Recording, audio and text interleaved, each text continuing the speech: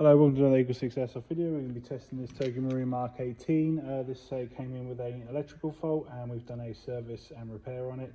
Also put a new spring in there to get the FPS up a little, and it is all tested and working now.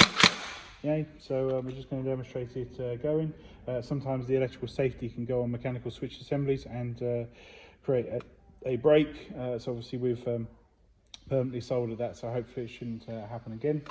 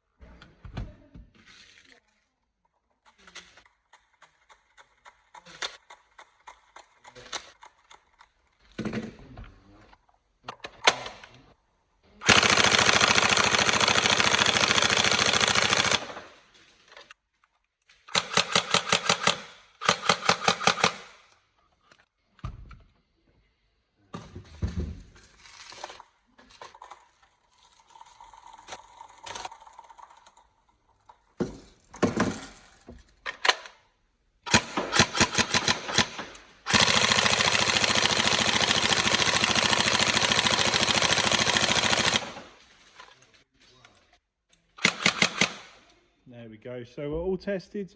Any problems, let us know, but hopefully you have a great time with it. Thank you.